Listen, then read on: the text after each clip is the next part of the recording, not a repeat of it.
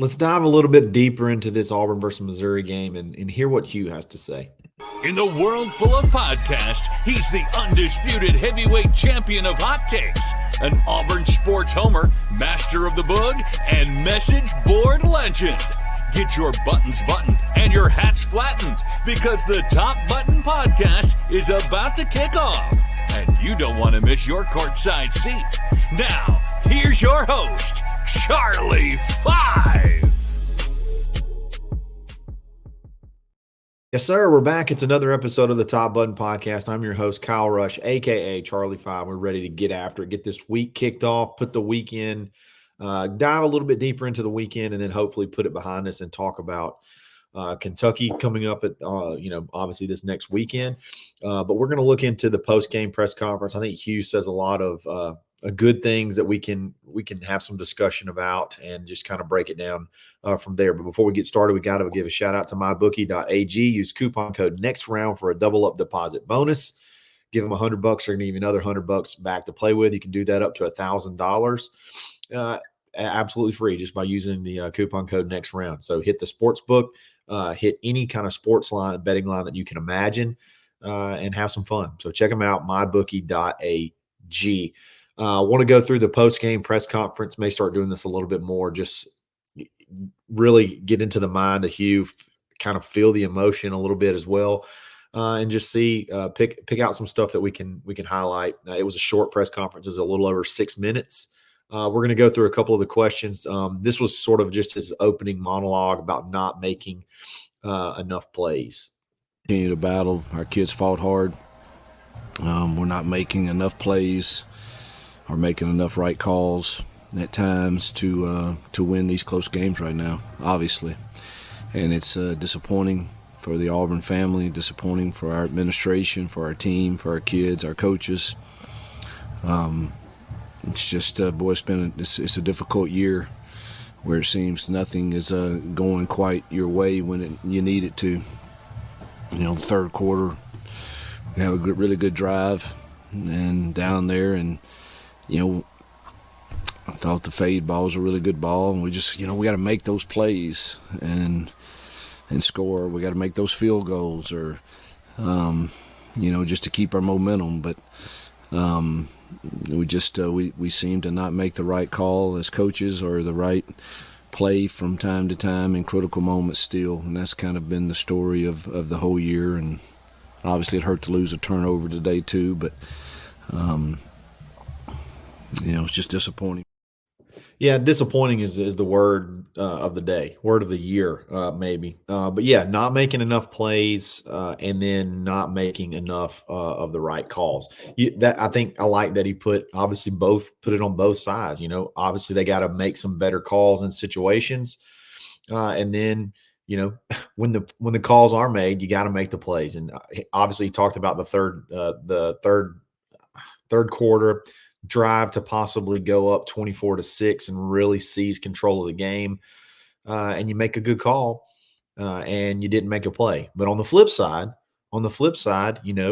early in the game, you're in the red zone, and it's 3rd and 5, and you have a complete, bonehead. I don't want to say bonehead play call, because anytime a play doesn't work, people call it a bad play. And sometimes that's not necessarily the case. Execution has something to do with it. But you call a rollout play and on 3rd down and 5. I mean, 3rd down and 5, you don't have to do anything crazy. You would hope you got some 5-yard plays in the bag, but it's a sprint out to the left side, which is a little bit tougher for a right-handed quarterback to make that throw. And Jarquez whiffs a block, or either the defensive guy makes a big play, and it just completely negates a very attainable first down in the red zone to early in the game to really go in and try to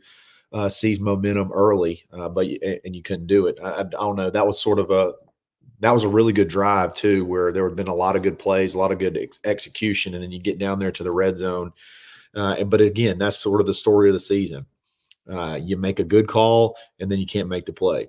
You make a or you make a bad call and it kind of looks like it kind of looks just like a mess. So that's sort of been the theme of the season. Going into the long pass play, this was right there at the end of the game. Someone asked him about the long pass play that Auburn gave up, and here's his answer to that. Yeah, it was definitely a turning point that gave them some momentum, and it'd been nice for us to see them have to drive down the field after our missed field goal, but I don't know what down and distance it was on the long completion. Those explosive plays are devastating to us when you're. It was really, I thought our defense was. It was really hard for them to sustain drives of a long length. But man, when you give them explosive plays like that, they're gonna score points, and that was definitely a turning point in the momentum for sure. It's weird how Auburn can play so good on defense for so long, but if you go back and really think about it, there's almost a big play given up in every single game. And I don't really know. I can't really put my finger on what that is. I don't know if it's composure. I might need to go look at who the person is that's supposed to be in coverage each time. I mean, you go back, you think about Arkansas, obviously Oklahoma, now Missouri. I'm not sure. I can't remember if Georgia had one of those, but they were just sort of, super physical anyway. But yeah, it's weird how you can continue to have, it's like one a game. You're going to have a big play that sort of changes all the momentum of the game. The down and distance was 3rd and 10. So you had, that's the drive. Brady Cook came back in. You made 2 good plays. I think they had a drop pass and then a really good defended ball on 1st and 2nd down. And then on 3rd down, they get their 3rd best receiver on Keontae Scott, and he makes a play, and then he's gone off to the races. It's just you had been making them earn it the whole game. Like this, it's just time after time. And I understand at some point in time it gets a little bit deflating to continue to give your offense the ball back. I can't think of there had to be so many 3 and outs that Auburn forced them into. To continue to give you the ball back, and then you just couldn't really capitalize. It's tough. It's tough, and that's where leadership has to take over. That's where focus has to be locked in, and it has to be life or death. And for some, it doesn't seem like it's quite that. It doesn't seem like it's quite there yet. Some of the younger guys, it seems like it's more meaningful than some of the older guys.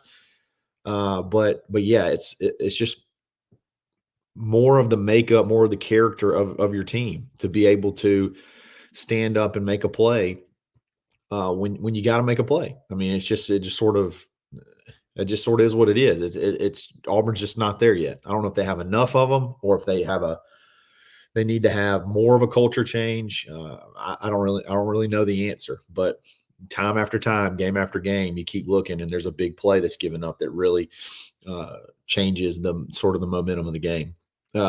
Another question was asked about mistakes, killing drives, penalties, things like that. And here's his answer on that.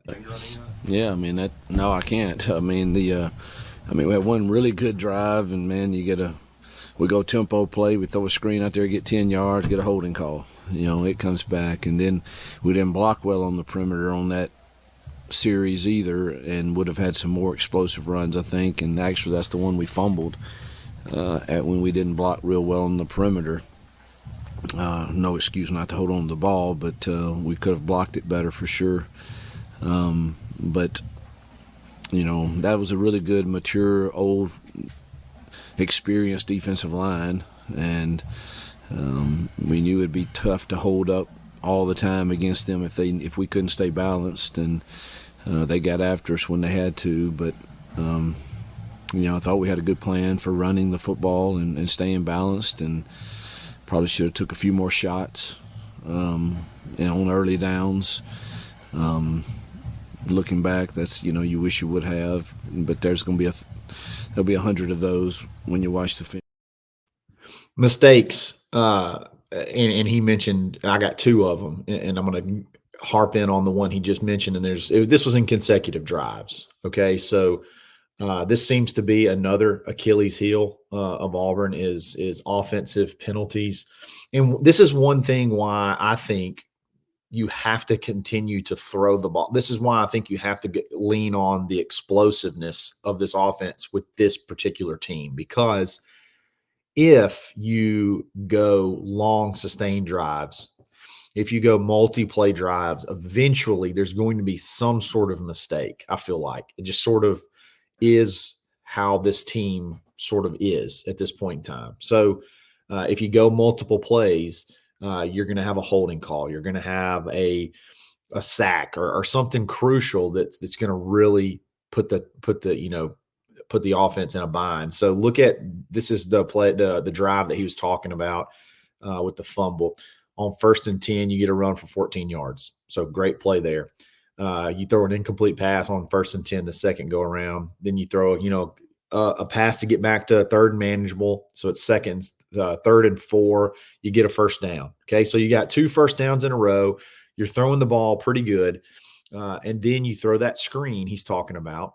1st and 10, throws a screen that gets, you're on Missouri side of the football, on Missouri side of the field now. It gets 5 yards, close to a little bit over 5 yards, but there's a holding call. So now you're back to 1st and 15 at the Missouri's 45, and then you know how you have the read option deal that you fumble. It's just it's tough. It's tough. And then the very next drive, you get a first down and you get a horse collar also, and so you're all the way on Missouri side of the field after first couple of plays. You're all the way down to the 33. And then Thorne, scrambles, I think, up the middle for maybe a yard, but you get a holding call. So then you go all the way back to the 43. So you lose 10 yards. Then we throw the little throwback screen, which was a great play, great setup, but Thorne was a little bit off the mark, and Rivaldo showed little to no effort to try to make the play and still have his knees up off the ground. Now, it was a bad throw. Don't get me wrong. It was bad. It was off balance. It was behind him. It was a tough play to make, but there was little to no effort there whatsoever to try to make the play and keep going. And it was set up really, really well. So now you're 2nd and 25. You get a pass to get a couple of yards back, and then you get it to 3rd and 10, and you can't convert. So that was a good drive that. You had a couple first downs, penalty messes you up, then you have poor execution, just mistakes that just kill drives. I just feel like you got to be explosive. You got to go take the top off. You got to throw the ball down the field.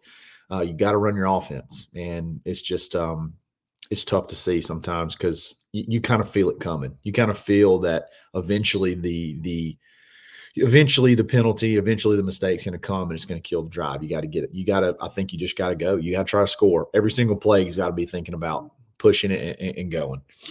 So let's keep going. Before we finish the show off, let's give a shout out to our boy Ford Stokes with Active Wealth Management. Stop fooling around with your future. Stop fooling around with your retirement. Give Ford a shout. Let him look at your portfolio completely free. Go to my retirementresults.com/plan. Get that free portfolio analysis and over $1,500 value. No cost to you whatsoever. Stop paying senseless fees.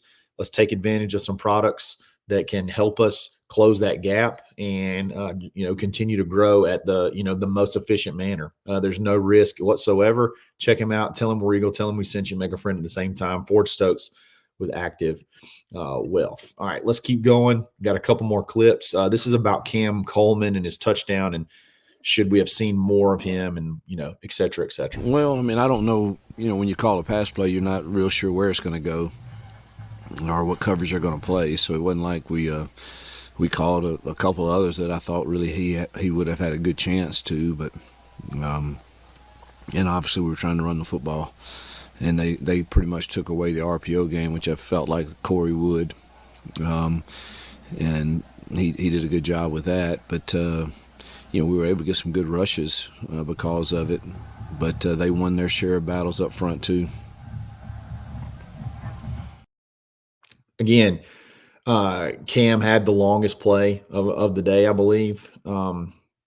Missouri was doing a lot, in my opinion, based off of what I've seen, to limit that too. They were trying to force Auburn into intermediate passing or running the football. They were trying to do everything they could, two deep safeties almost every single play. So it was really hard for Auburn to push it. The one time you did get a chance, you took it to, you hit Cam, and obviously you scored a touchdown. They asked you, should you go on to him more? And again, it's hard when it's it's hard when it's live and in the game to draw up a play where only one person gets it's featured to one person. Now there's some times where you can run little gadget stuff and get it to him, and you did a lot of that with Malcolm. But when it's just a pass play, you don't really know a lot of times how the defense is going to react and who's actually going to be open until post snap. So I think like you said, there was other plays where it was sort of drawn up for him, but they just took it away. So Missouri had a really good game plan, kind of like I felt like they would, is to force Auburn into running the ball, or sort of, I'm sorry, daring them to sort of throw the ball, but taking the top, keeping the top of the lid on the top. So they had to stay underneath. And if you made Auburn drive, eventually they would make a mistake. And they executed that perfectly. Their defensive line sort of whipped our offensive line as well. Let's talk about the kicker. A lot of questions about kicker health. What's going on with Towns? And here's what he had to say. No, I don't think anything health-wise is troubling him. Just he was in a kicker slump, I guess you'd say, and hopefully, probably Towns is closer. Alex is closer health-wise for some shorter ones probably, and probably have to look at that too. Well, that was the first time I've really seen the talk of Alex possibly coming back in and playing. He's healthy enough to maybe take some short field goals. What does short mean? The one that was missed was pretty short. I guess maybe anything under 40 yards, hopefully. But you're hoped it's kind of like with kickers. Look, it's kickers is a lot like a golf game. It's a lot of times it's between your ears. Towns has all the ability in the world. We've seen it. He can kick it from 60. He can go 7 for 7 like he did in the A-Day game. Something's off a little bit, and I think it's confidence. And you hope that eventually he'll kick his way out of it, but you don't really have a ton of options. As you just heard, Alex, all he can do right now is probably the short yardage, that may be something they have to look at. So the shorter field goals, it may have to be Alex moving forward. I think they're going to, if Alex is healthy enough, they're definitely going to give him a shot. It's becoming sort of imperative that they get this figured out because this is continuing to be a thing. Last couple of clips, 2 more clips. This one's about giving up big plays, especially on that last drive, just not being locked in and giving up different types of plays as well. Quarterback scrambles, explosive pass plays, and we give up a few right there at the end. There was another 3rd and 10. We played really too soft and gave them an easy throw to the chains, and you get a senior quarterback with talented receivers. That's going to be hard, and we're playing a bunch of freshmen back there. But I thought they played extremely hard and played well enough to win. We've got to score more points than 17 on a day like today. I'm glad he said the last piece. You got to score more than 17. So even though those things that he mentioned did happen, you got to score more points. You can't keep leaving your defense out there on an island hoping they'll continue to give you the ball back over and over again, which they did all game long. But on that last drive, it was a funny way, not funny, but it was funny how there was multiple ways that they were getting first downs. You'd have a 3rd and long, and then a quarterback with a hobbled foot scrambles for a first down. You lose contain. Senior, that knows what his job is, losing contain on that. Then you have, a 3rd and 10 where you give up a cushion, a big cushion, and you they just throw it right to the chains like that. And then you have, a good catches, and then you have 4th downs where you bring the house and they beat you one-on-one like that. That last drive, it just sort of seemed inevitable that it was going to happen. And it did. It's just, you got to score more points. You can't keep putting your defense out on a string. You got to get it. You got to get it done because they're good enough. This defense is good enough to win a lot of games if you have any kind of support from the offense. Last clip is more about red zone, especially the one in particular where you missed the field goal. And we have some red zone talk, and then we'll get out of here. Let's see what he has to say. So the first was an RPO, and we had Robert. Wish we'd have had a bigger guy there. But honestly, I think it hit his hands. I mean, I had to see the film. I thought it was a really good throw, and, we got to make those plays to win games. I'm not sure. You'll have to tell me what the next 2 plays were. I can't remember what throw that was. Then obviously we tried to get it back in field. Yeah, so the red zone there where we missed the field goal. One thing that I've been hearing people say, and maybe there's something to this, but if you make the perfect call, you make the perfect throw, and then Robert Lewis doesn't make the play, the question is, why is Robert Lewis in there? And it's easy to say that if you could just freeze time, take Robert Lewis out of the play, and put Cam Coleman in there in the exact same spot. So in a lot of times in people's mind, that's how that works. Or if you just run someone else and run the exact same play, it would work out the exact same way. You would just have the better receiver there to catch the ball. It wasn't a jump ball. It was a touch pass. It was right in the breadbasket. And who's to say that if you put Cam Coleman over there, he doesn't get some sort of bracketed coverage? Who's to say if you put Keandre Lambert-Smith over there, they don't play it. They play it completely different, and they take away that deep route. We can't just say you just take a guy out and put another guy in, and boom, it would have fixed it. It doesn't work that way. It's sort of putting a different receiver over there may have changed the whole outlook of the whole play. Robert Lewis over there may have been the reason why that play was open the way it was. And he makes those catches. You got to make them, man. You got to have somebody that's got some, that can sack up in a spot like that and make a play. So a lot of frustration over Saturday, and a game that there's just you had no business losing. You had every opportunity to win. And we talked about it on the reaction show. It wasn't just one opportunity. It was multiple opportunities throughout the game to seal that one, and you couldn't do it. So we're going to be talking about it all week. We're going to get ready for Kentucky and really got to get on a heater here if you want to make a bowl, if you want to try to salvage anything. And honestly, salvage, there hasn't been any yet, but you got to start worrying about I'm sure you got to start worrying about recruiting. Everything's going to be getting more and more expensive. How high can you actually go? You got to hang in there. You got to hang in there, and you got to solidify this class, because the roster in the class is the most important thing from henceforth. You got to get it nailed down. So, guys, I really appreciate you listening. Hang in there. There's some bright days ahead. And we're obviously going to be here when they get here. So if you like this video, like it. If you like this channel, subscribe to it. Subscribe to thebarnauburn.com. You can get some little bit behind the curtain info, especially on some of the locker room stuff going on. And we've shared some of that. And just overall have a really good conversation, even though it's not bright right now. I feel like we're all being respectful, and it's still a lot of fun. So join in the fun, and we'll mix it up. So I really appreciate it. Thanks for listening. We'll be back again every single day this week. It's another episode of the Top Button Podcast. Stay button. Thanks for listening, and drive home safely.